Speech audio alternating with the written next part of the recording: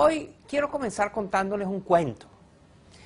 Había una vez una pequeña isla dominada por un anciano dictador. Era una isla muy pobre. A lo largo de los años, el dictador había acabado con las fábricas, con las cosechas, con la actividad económica más importante.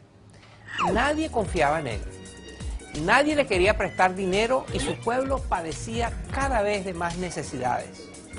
La falta de progreso y de oportunidades abrumaba a la gente. Cerca de esta pequeña isla existía un país muy rico y poderoso. El viejo dictador, que era muy astuto, invitó a su presidente y le hizo una propuesta. Si le daba un poco de sus riquezas, le enseñaría a conservar el poder para siempre. Al presidente le gustó el trato y comenzó a mandar a la isla muy generosas ayudas. A cambio, el dictador le enviaba consejeros. Pero esos consejeros poco a poco fueron tomando las riendas del país más grande. Los asesores extranjeros se convirtieron en jefes.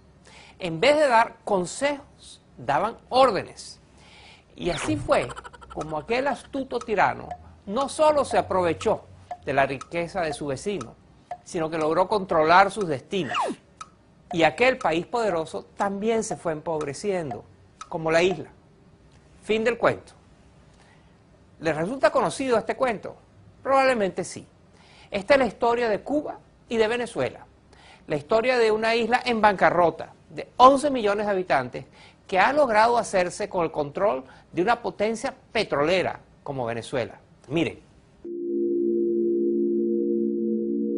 El Mar Caribe aloja una de las grandes paradojas de América Latina.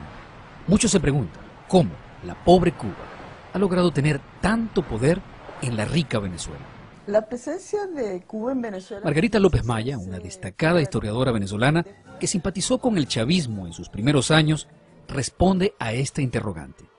Yo creo que Chávez siempre admiró a Fidel y al proyecto socialista cubano, pero en sus primeros años él pertenecía a una coalición de fuerzas que no lo dejaban manifestar exactamente sus propuestas políticas o su ideario político. Pero es en el momento en que se produce la confrontación política y que él logra vencer, primero el golpe de Estado y después el paro petrolero, que él se afianza en el poder. Bueno, a nombre del pueblo bolivariano... A partir de allí, ambos países suscriben convenios de cooperación que obligan a Venezuela a enviar a la isla más de 100.000 barriles de petróleo en condiciones favorables, a otorgarle créditos blandos para reactivar proyectos como el de la refinería de Cienfuegos, hacer inversiones directas y dar subsidios encubiertos y millonarios contratos comerciales como intermediario de diversas importaciones a través de empresas conjuntas creadas en el marco de la Alternativa Bolivariana para las Américas.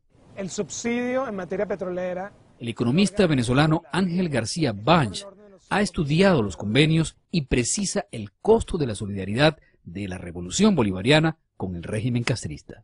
La economía cubana creció a costa de la venezolana durante la crisis financiera global. Es una economía que recibe créditos de Venezuela a tasas del 1%, cuando Venezuela se endeuda con el resto del mundo en promedio, a juzgar por los cupones que se pagan, a una tasa del 12% anual. Estamos hablando de una economía que recibe en apoyos en total al año alrededor de unos 12.000 millones de dólares. Estamos hablando de casi alrededor de unos 3 puntos del Producto Interno Bruto en el costo de la política exterior. Yo dudo que haya país en el mundo que gaste tanto en política exterior. Miles de cubanos trabajan en la administración pública venezolana.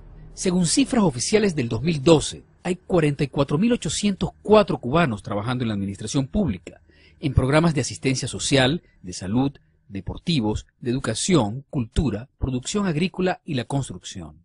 Además, gracias a contratos suscritos entre el Ministerio de Relaciones Interiores con la empresa Albet, vinculada a la Universidad de las Ciencias Informáticas de Cuba, son cubanos los que controlan el sistema de identificación de los ciudadanos, sus registros y notarías. La compañía Cuba Control codirige los puertos y supervisa las aduanas, en particular los embarques de mercancías importadas por PDVSA y otras empresas estatales. Incluso, por otros convenios públicos, están presentes en el sector petrolero y eléctrico, donde no tienen nada que aportar. La isla sabe casi todo de los venezolanos, pero estos desconocen cuántos cubanos hay exactamente en el país. El general Antonio Rivero fue un cercano colaborador de Chávez en la presidencia, pero dado de baja y acusado por ultraje a la Fuerza Armada y por revelar secretos tras denunciar la injerencia de militares cubanos en los cuarteles venezolanos. Hay en la actualidad, de acuerdo a las proyecciones que hemos realizado al 2012, unos 110.000 cubanos. Eso se deriva de las proyecciones que tenemos en cifras evaluadas hasta el 2010, en las cuales contabilizamos unos 92.700 cubanos que permanecen todo el año en el territorio nacional. Ustedes no eran, son médicos, son dentistas.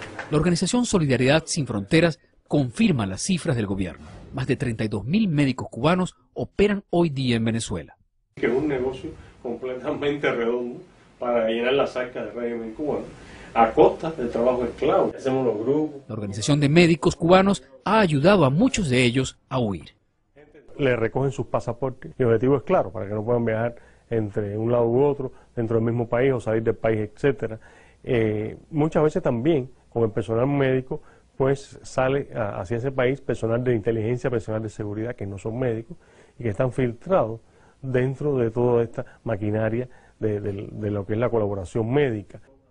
El doctor Erisbel Évora se formó en la Escuela de Medicina de Villa Clara, en Cuba. Participó en varias misiones del gobierno cubano en África y en América del Sur, pero en Venezuela se sintió inseguro, maltratado y excesivamente vigilado.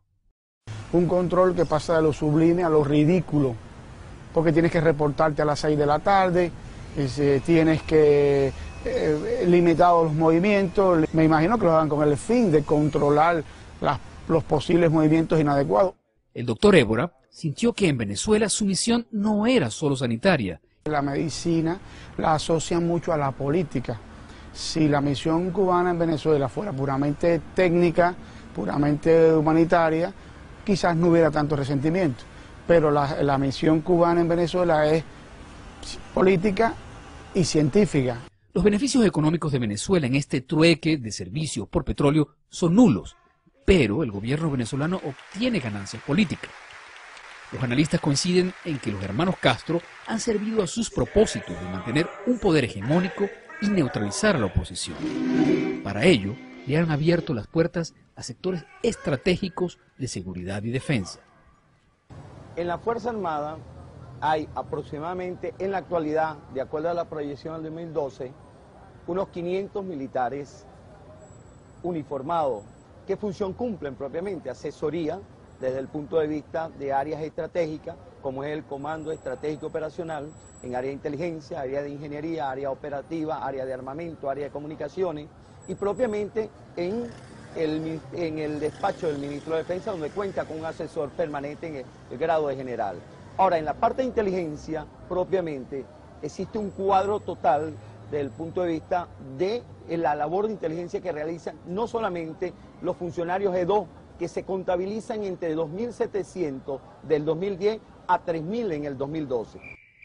Huberto Mario asegura haber trabajado como agente del G2 en Venezuela.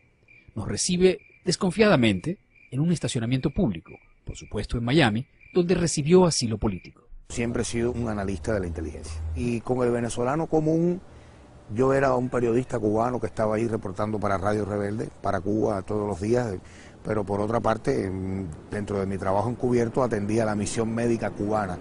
Todo lo que sucediera con los médicos cubanos en Venezuela en materia de inteligencia, yo era uno de los encargados de protegerlos, de cuidarlos, de saber lo que hacían, para dónde iban, para dónde venían. Y gran parte de los periodistas de Radio Nacional de Venezuela, de YBKE Mundial, y en el caso de los periodistas opositores, a mí me tocó siempre trabajar con Orlando Urdaneta, es decir, seguir a Urdaneta, él lo sabe. Se trata de un vínculo sin precedentes. Ni siquiera en los tiempos de la Guerra Fría, Estados Unidos, que llegó a tener una oficina militar dentro del principal cuartel venezolano, en Caracas, tuvo tanta influencia como la que tiene Cuba hoy. Sin la ayuda de los gobiernos venezolanos, pues ya hubiera colapsado posiblemente la economía cubana. Y sin embargo, nosotros ahora en muchas políticas, aparentemente existe una situación de subordinación a políticas cubanas por la experticia que tienen el socialismo, por la admiración que tienen y por la inmensa, creo yo, desconfianza que le tienen este gobierno le tiene a sus profesionales y a sus cuadros preparados para el ejercicio del poder en Venezuela. Para el régimen cubano, la revolución bolivariana es un gran negocio y una tabla de salvación, garantizada con Nicolás Maduro, quien en su juventud estudió en la Escuela de Cuadros del Partido Comunista Cubano. Y como presidente, no ha perdido la oportunidad de ratificar su compromiso con los Castro. A cambio, obtiene asesoría por su experiencia para imponer un sistema autoritario y acabar con lo que queda de tradición democrática.